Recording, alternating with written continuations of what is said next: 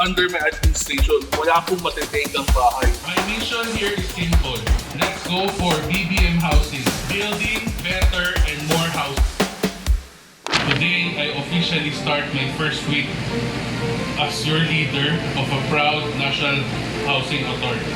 My mission here is simple. Let's go for BBM housing. Building better and more housing. Sa probinsya ng Abra, naitala ang sentro ng lindol kaninang umaga. Inimbal ng lindol na may lakas na magnitude 7 ang Abra na yumanig din sa malaking bahagi ng Luzon. Sa direktiba ng ating Pangulong Bongbong Marcos, naagarang tulungan ng ating mga kababayan dito sa Norte, naapektuhan ng matinding lindol noong nakaraang linggo. Kaya narito po kami ang National Housing Authority upang ipamigay po ang aming Emergency Housing Assistance Program.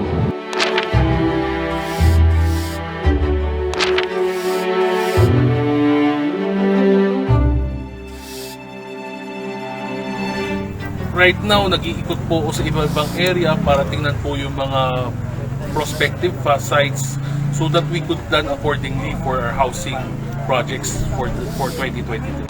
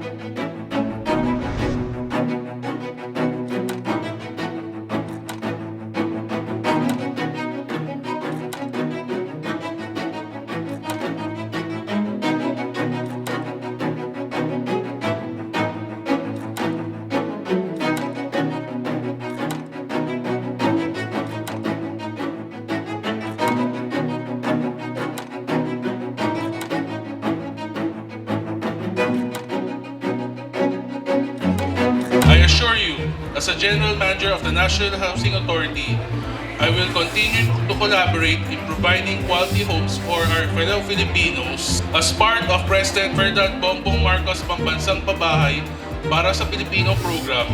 We will build houses in the next 6 years that will cater to the needs of the marginalized and underprivileged.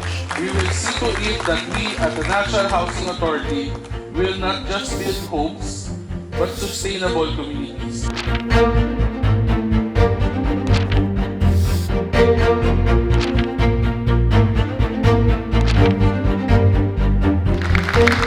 Bilang General Manager ng National Housing Authority, sinusuguro ko na patuloy tayo makikipagtulungan sa iba't ibang ahensya ng gobyerno, mga lokal na pamahalaan at pribadong sektor upang agarang matugunan ang mga pangangailangan ng ating mga kababayan.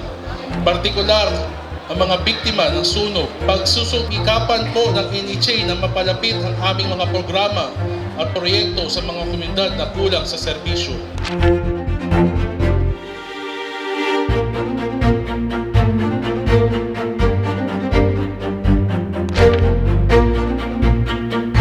Batay sa kanyang pagtaya, mahigit na nasa 95% na kumpleto na ang pabahay para sa Marawi City. Ayon sa opisyal, kanyang pinasisiguro na dekalidad ang konstruksyon ng bawat housing units. Yan po naman ang tiniyak ni NHA General Manager Joe Bentay matapos po na magsagawa ng inventaryo sa mga housing unit na ipinagawa para sa mga naapektuhan ng kaguluhan sa syudad. Under my watch po, meron po tayong BBM Housing, Build Better and More Housing. Sinisiguro ko po na ang ating pabahay in the future are of quality. Pero under my term po, next year, hopefully ma-launch na namin ang aming BBM Housing, which is the bagong bahay para sa masa. Bagong bahay para sa... Oh, okay. I know that this is only the beginning and we have lot more to do. With the various programs that we seek to provide our kababayans, I hope that we will work together hand in hand in order to build homes for